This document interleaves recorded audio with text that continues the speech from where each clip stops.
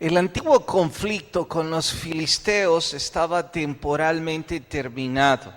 Reinaba la paz, aunque por un corto tiempo, pero paz al fin. No había gigantes vociferando blasfemias, tropas sitiando a la nación, ni problemas graves dentro de la familia. Literalmente era un tiempo de paz y de prosperidad.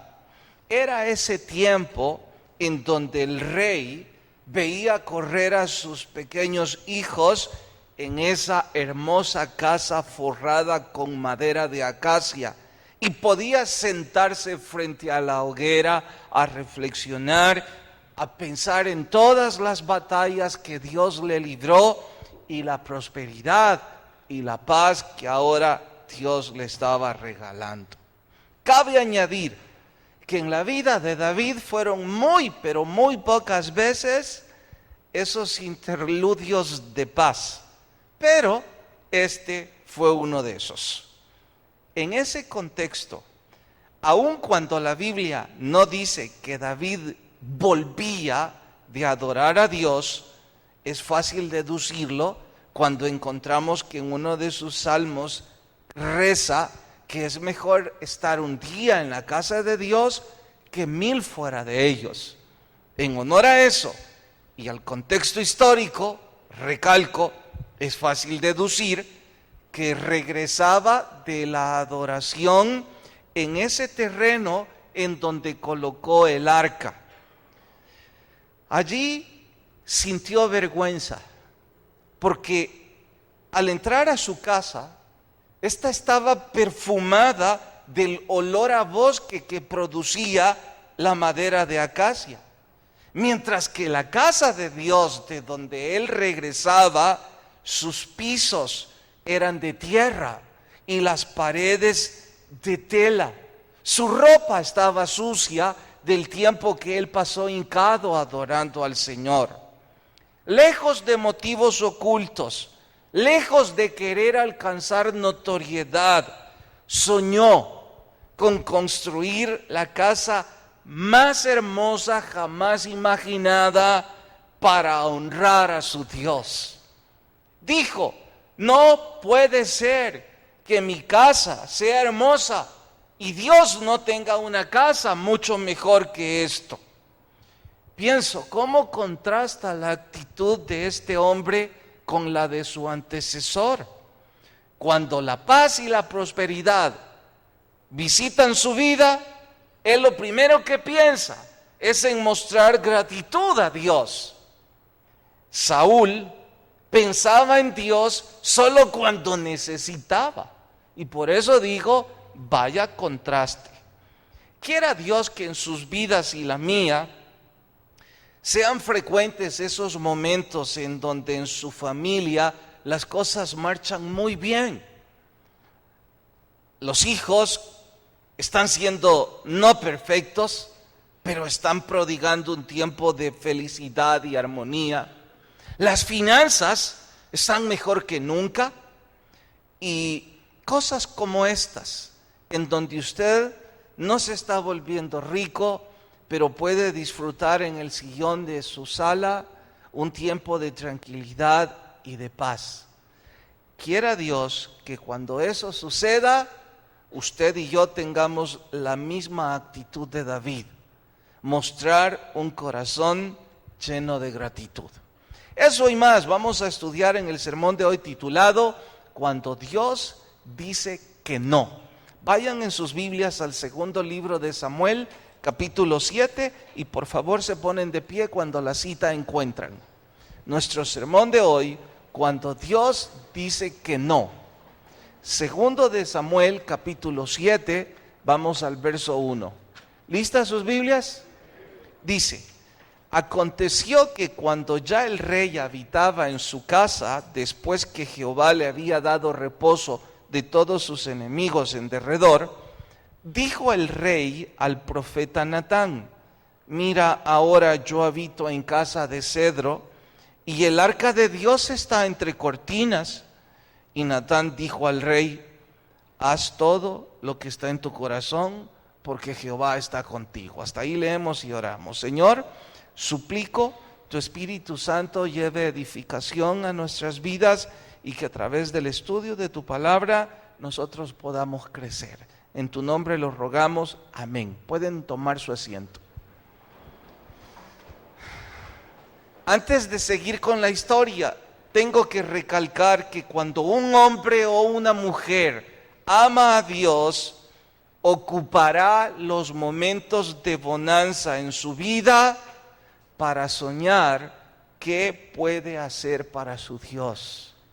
Si ese es su caso, y hoy por hoy usted está experimentando un tiempo de bonanza, pues es el momento para preguntarse, ¿cómo puedo mostrar gratitud a Dios? El asunto es simple. Dios ha sido tan bueno, dándome mucho más de lo que imaginé. Ni siquiera digo de lo que no merezco, de lo que ni siquiera imaginé. Que ¿cómo puedo no mostrar mi aprecio por tanta bondad?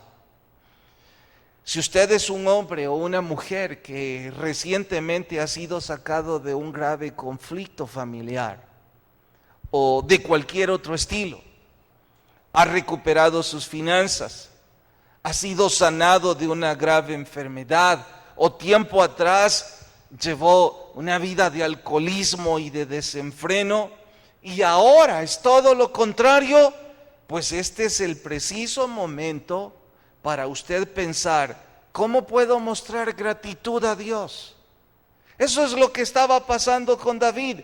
Y esa es la diferencia entre los que aman a Dios y los que no lo aman. Los que son como Saúl, la bonanza les servirá para ocuparse de sí mismos en lugar de hacer algo para su Dios. Ellos pensarán en cosas materiales. Pensarán en una casa nueva, en un carro nuevo, en reuniones sociales y otra suma de cosas más que en sí mismas no son malas. El problema es que no tienen un corazón para Dios. No hay nada en que se evidencie que ellos están agradecidos porque Dios les ha dado ese momento de bonanza. Lejos de eso, al igual que Saúl, le buscan únicamente cuando tienen necesidad.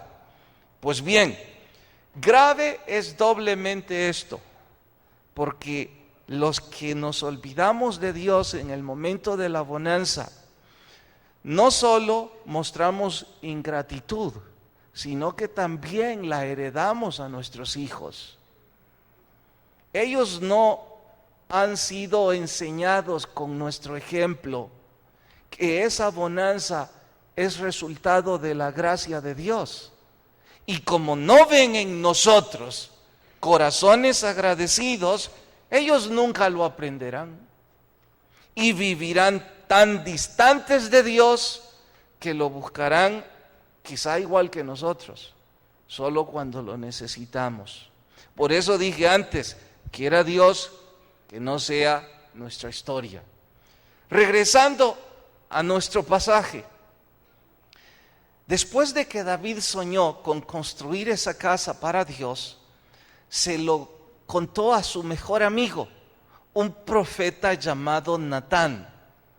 Y vaya qué importante se vuelve en la vida tener amigos, sea hombre o mujer, que sirvan como nuestros consejeros espirituales. Porque esta idea de construir una casa se le vino mientras veía su casa y pensaba en las telas, en la casa de Dios y en los pisos de tierra. Entonces él corrió a buscar a Natán, su amigo, un consejero. Por eso yo me diría a mí mismo, y algunos de ustedes deberían también oírlo, bueno sería que nos aseguremos de tener uno o dos Natán en nuestras vidas, uno o dos consejeros, amigos, a quienes corramos a compartir lo que hay en nuestro corazón. Hombres o mujeres que suelen hablar con Dios, Hombres o mujeres que estudian la Biblia, que tienen humildad en sus vidas, que se evidencia la sensatez en sus estilos de vida. Así era Natán. De paso, así como se asegura de tener uno o dos como Natán, sabio es también que nos aseguremos de sacar de nuestra lista de amigos a quienes son todo lo contrario. Hombres o mujeres que nunca les vemos orando, aun cuando se llamen cristianos y sean parte del círculo religioso del que somos parte. Bueno sería que saquemos de nuestra lista de amigos aquellos que no estudian la Biblia. Porque le debo preguntar, sea un grupo de amigos en deporte, sea un grupo de amigos en el trabajo, sea un grupo de amigos en la colonia o cualquier organización, llámese religiosa o no, ¿qué puede enseñarme un grupo de personas que se llaman religiosas pero que no estudian la Biblia? Ellos no conocen la opinión de Dios. Ellos inventan sus propias opiniones y sustituyen sus nombres y ponen el nombre espiritual, pero no conocen de Dios. A ellos la soberbia, las murmuraciones y un estilo de vida estrafalario es el común denominador. Y voy a repetirlo. Así como me debo asegurar de tener uno o dos Natán en mi vida, sea hombre o mujer, me debo asegurar de sacar de mi lista de amigos a esas personas que no están buscando a Dios, que no platican con Dios, que no son parte de esa vida espiritual. Pero bien, ¿qué pasó con este amigo? Él era un consejero, era un hombre espiritual. Y cuando escuchó el sueño, él dijo: suena fantástico, hágalo. ¿Cómo no vamos a querer ver el arca del pacto en un templo hermoso? Vean el verso 4. Verso 4. Aconteció aquella noche que vino palabra de Jehová a Natán diciendo: ve y di a mi siervo David, así ha dicho Jehová, tú me has de edificar casa en que yo more. Ciertamente no he habitado en casas desde el día en que saqué a los hijos de Israel.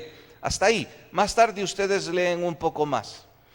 Natán, aún siendo un hombre espiritual, siendo un hombre humilde, siendo un hombre con sensatez, se equivocó. Porque era un mortal. Pero mire la ventaja con aquellos mortales que buscan a Dios. En esa reunión entre amigos, mientras David le decía el plan, Natán estaba emocionado y le dijo: claro que debe hacer eso. Pero esa noche Natán regresó a su casa, dobló sus rodillas, habló con el Señor, le contó al Señor lo que David estaba pensando, y Dios visitó a Natán esa noche y le dijo: responda a David que no, que él no va a construirme una casa. Voy a insistir, vaya ventaja de tener a esos amigos que en sus vidas la presencia de Dios es manifiesta, porque son hombres o mujeres de oración.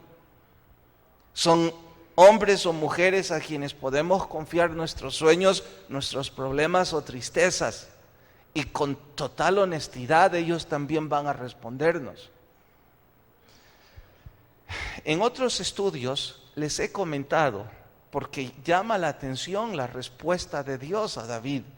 Dijo: no, usted no va a hacer esa casa. Hay 3 respuestas que Dios nos da: sí, no y silencio. Siempre he pensado que sí y el silencio es muy favorable, porque el sí pues nos está complaciendo nuestra petición, todos queremos eso. Y el silencio es una esperanza de que probablemente uno de estos días va a favorecernos. Pero nunca vi el no como una respuesta favorable para mí. Nunca, hasta ahora que reviso esto. Dios le dijo a David: usted no me va a construir esa casa.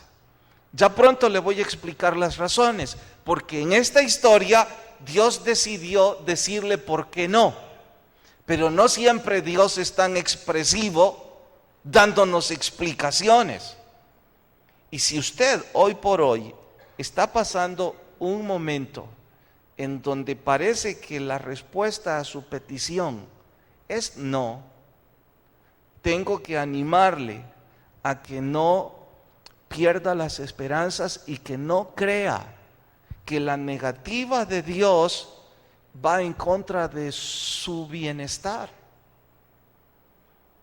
La Biblia dice que los que aman a Dios, todas las cosas les ayudan a bien.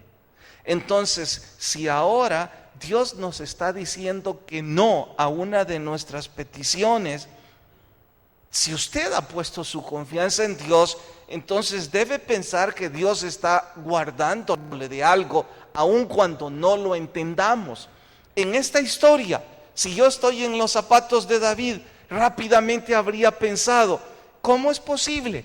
Yo no tengo ningún motivo oculto, no quiero conseguir notoriedad, solo quiero honrar a Dios, y Dios no quiere que yo construya una casa para Él.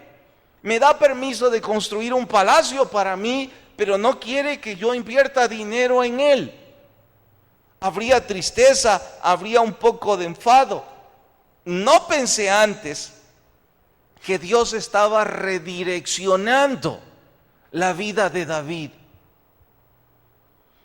Hablando de redireccionar, en esta historia yo sé la respuesta, pero no sé la respuesta del por qué Dios no ha querido responder su oración en ese problema romántico que usted tiene. Tal vez usted es una chica que ha orado mucho por esa relación y Dios ya dijo que no, en varias ocasiones, y usted sigue golpeándose contra el aguijón, porque aunque con sobradas pruebas se grita que esa relación va en malestar suyo y de los suyos, usted insiste y Dios sigue diciendo no. Y usted piensa: Dios no me favorece porque a lo mejor estoy en pecado. Quizás sí está en pecado, pero mi asunto no es recalcar su pecado. Mi asunto esta vez es decirle, como yo debo decirme: ¿no pensaste antes que Dios está protegiéndote al decir no? Y los que somos papás sabemos de sobra que hay un montón de cosas que nuestros hijos nos han pedido, que el decir no es una manera de protegerlos. Y ellos refunfuñan, se enfadan con nosotros e insisten, y nosotros insistimos en que no. Lo mismo puede suceder con ese empleo. Usted piensa que es el mejor empleo de su vida, pero no sabe la redirección que Dios piensa dar a su vida. Usted piensa que ese negocio va a ser un gran negocio y no sabe si Dios lo está guardando de un grave problema. Piensa que si hubiera empujado a su familia hacia esa dirección, hacia esa casa, hacia esa universidad, hacia esa zona, hacia lo que fuera, eso es lo que usted había estado pidiendo a Dios, pero Dios dice no. No deberíamos tomar eso como la falta de favor de Dios para nuestras vidas. La negativa de Dios, ahora entiendo, también puede ser para nuestro bienestar, cuidándonos, como sucedió en el caso de David. Sé que querrán saber, ¿y por qué Dios no quiso que David construyera su casa? En sus hogares, verso a verso, descubrirán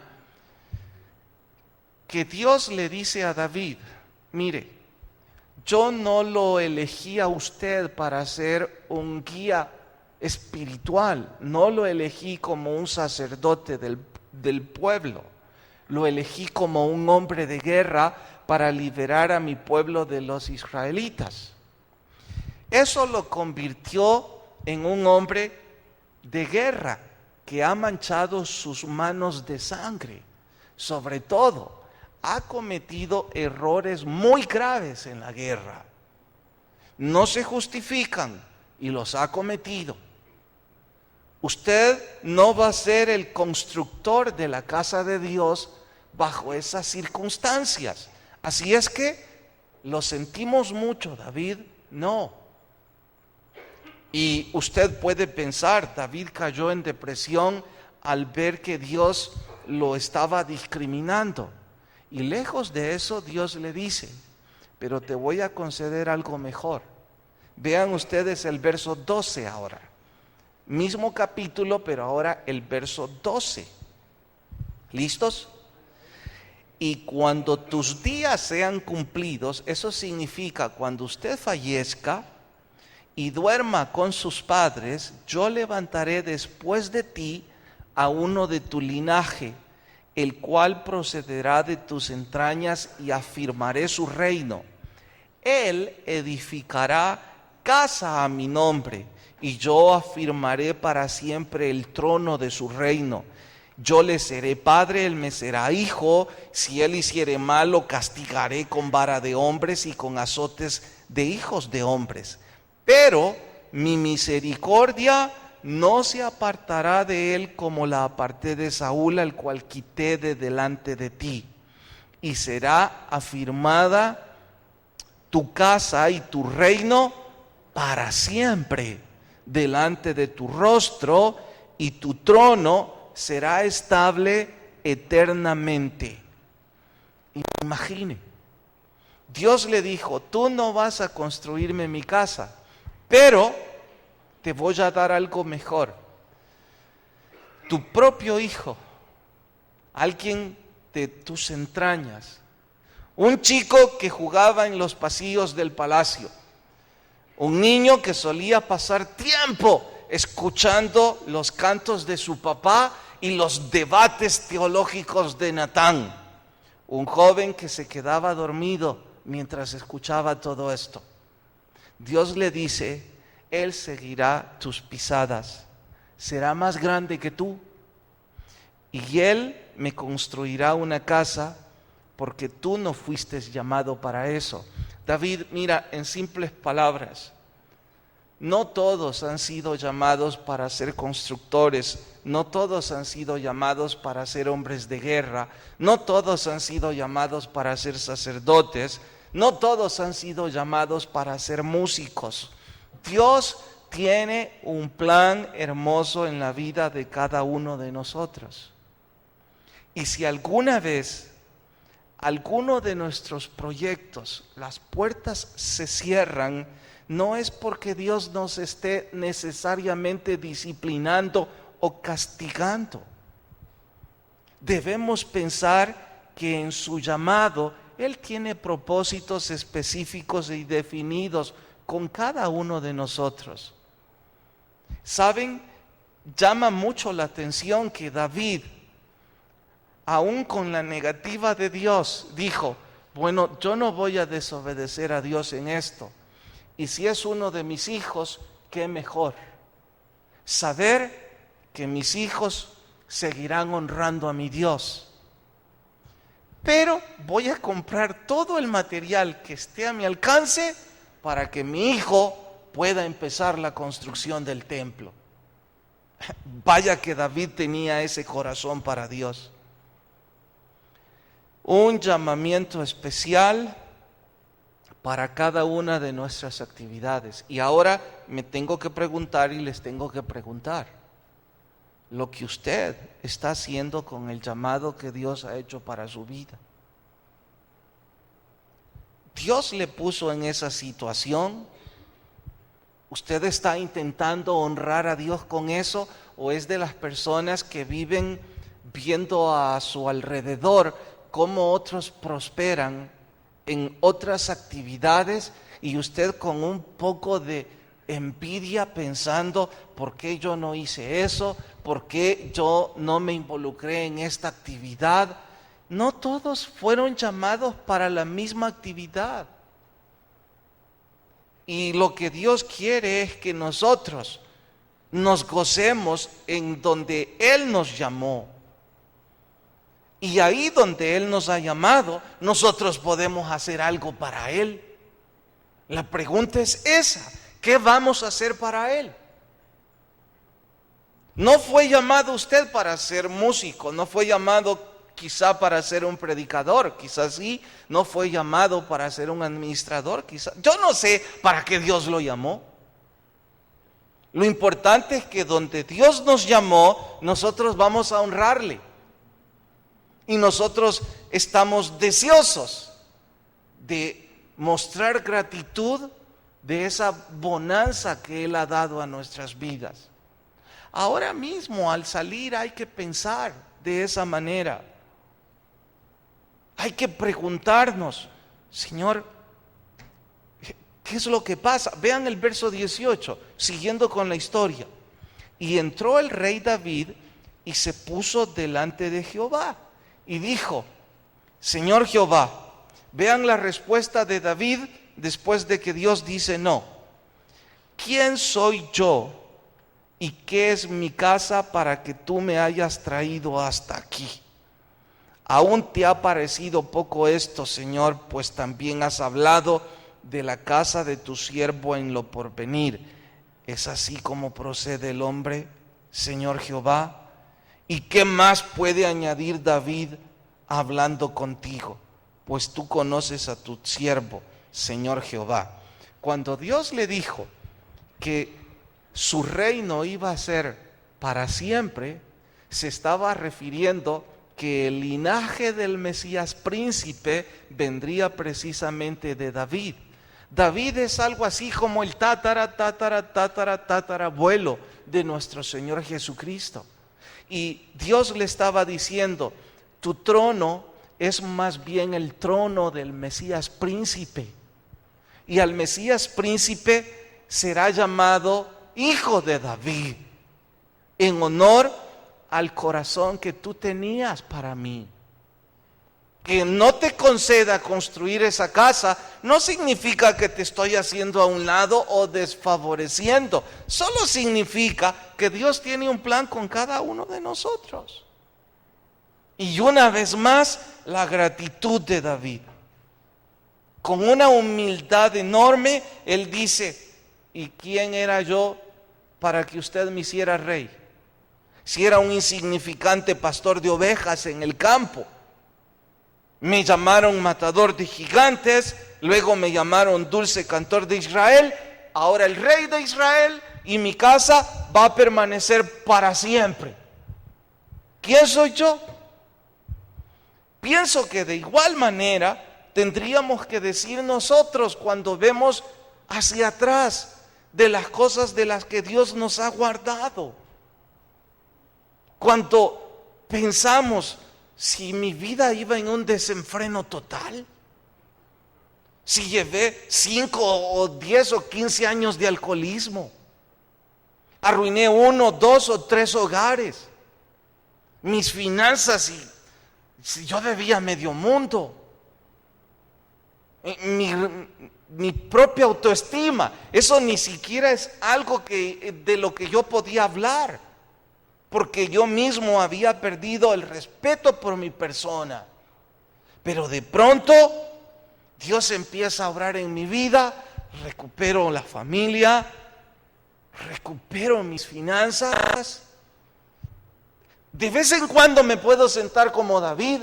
No estoy en un palacio, pero hay un sillón en casa que no tiene grandes lujos, pero puedo recostarme, puedo encender el televisor y descansar en paz.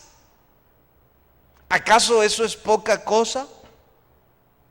Pero claro, como muchos de nosotros, empezando por mí en esa lista, siempre estamos con una actitud fuera de orden, pensando en que queremos más, pensando en que Los vecinos están prosperando más, pensando en que otros amigos van por mejor vía, en lugar de pensar, ya Dios me ha dado mucho más de lo que alguna vez imaginé. ¿Por qué entonces tengo que pensar en esa dirección y no mejor en la dirección de agradecer a Dios por lo que ya me dio? Y basta con que piense en derredor suyo con algunas trivialidades.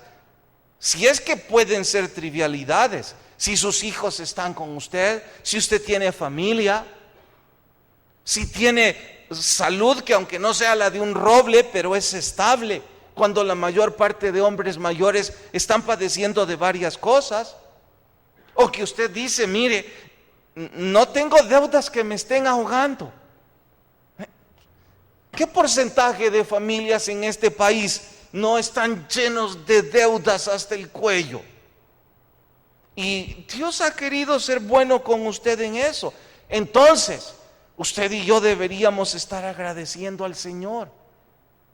Lo pienso por mí. Estoy predicando en un púlpito, es un privilegio tan grande que no creo que mortal alguno pueda nunca merecerlo. Y Dios en su gracia dijo, voy a dejarte a ti predicando en ese púlpito. ¿Cómo puedo entonces no mostrar gratitud a Dios? ¿Cómo puedo esta noche venir a regañadientes, refunfuñar, reclamar por lo que no tengo, sin pensar en lo que Dios me ha dado, que es mucho más de lo que merezco? Si uno de estos días el Señor dice no en su vida, recuerde, eso no significa que Dios nos está desfavoreciendo. Meses o años atrás, alguien con su corazón quebrantado y con un poco de enfado me dijo, no entiendo por qué no tengo familia. Veo alrededor mío y hay otras personas que no son, yo no soy santo, dijo, ellos tampoco, pero yo creo que estoy luchando más que ellos. Y mis hijos y esto, y no entiendo, dijo. Yo respondí, yo tampoco entiendo, pero no se rinda. Algún plan Dios tiene en todo esto. Fue de tremenda bendición leer en su correo todo lo que Dios ha hecho en los últimos meses y cómo Dios lo fue guardando de esas situaciones. Y al final, mientras yo leía su correo, estaba pensando en esta historia.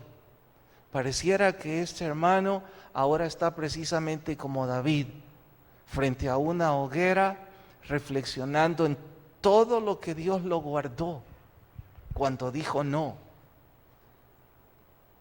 Y dice él al final de su correo, gracias a Dios que fue humilde y decidí consolarme en Él, que decidí esperar y no apartarme. Siguiendo el ejemplo de David y siguiendo el ejemplo de ese hermano, me recomiendo y les recomiendo a usted. Si uno de estos días el Señor nos dice no lo olvide. No necesariamente es una negativa de Dios como un castigo o falta de favorecerle. Probablemente solo está redireccionando su vida. Y Dios tiene un plan maravilloso al que usted y yo deberíamos someternos. Entre tanto eso sucede, con humildad, tomémonos de la mano del Señor y esperemos en Él. Vamos a orar. Señor, gracias por tu palabra y lo que ésta ministra a nuestras vidas. Te ruego perdón por las veces que yo me he portado como Saúl. En momentos de bonanza, me olvido por completo de que la bendición ha sido por tu misericordia. He estado ocupándome de mí mismo y nunca se me ocurrió hacer nada para ti. Te ruego, Señor, que esta noche tu Espíritu Santo toque la vida, el corazón de aquellos hombres y mujeres que están pasando ese momento de bonanza. Sé, Señor, que en medio nuestro habrán, si no algunos, muchos, que ahora están pasando un momento feliz.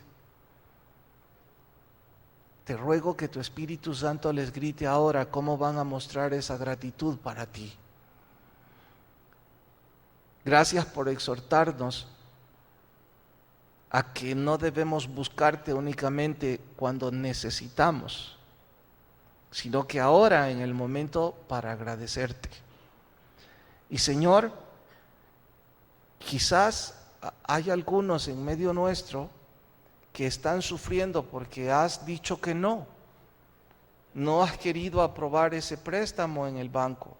No has querido favorecerles en una visa.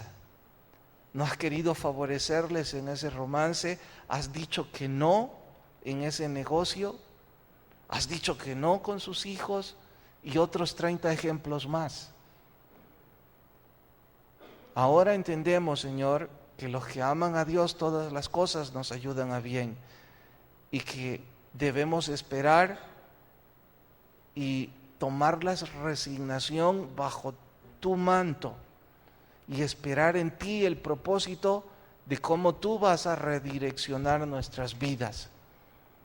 Y qué bueno será, Señor, dentro de algunos meses o años poder testificar y decir: gracias, Señor, porque dijiste que no. Porque si hubiera sido como nosotros pedíamos, habríamos arruinado tanto lo que ahora tú nos has complacido. Gracias por ser tan bueno con nosotros. Y Señor, si hay personas sin Jesús esta noche a las que les has hablado, te ruego toque su corazón tan fuerte que él o ella puedan venir a Jesús. Mientras todos oran con sus rostros inclinados y sus ojos cerrados. No importa cuántas veces usted vino antes a la iglesia, si es religioso o no, si está pasando momentos difíciles o no, importa que usted y yo necesitamos a Jesús. Y yo no voy a invitarle que venga al frente para que le aplaudan, para que cambie religión, que adopte compromisos con la iglesia. La relación entre Dios y usted es únicamente entre Dios y usted. Mi privilegio es invitarle a que usted tome la decisión de empezar esa relación y haga una oración discreta, sencilla, pero llena de fe. Si alguien esta noche dice: predicador, me gustaría recibir a Jesús, donde está, le invito a que levante su mano y me deje orar con usted. ¿Habrá alguien esta noche que dice: sí, quiero hacer esa oración en gratitud a mi Dios por lo bueno que ha sido conmigo? ¿Habrá alguien que con valor pone su mano en alto y me deja orar con usted? ¿Alguien que recibe a Jesús? ¿Alguien que toma la decisión de su vida y levanta su mano?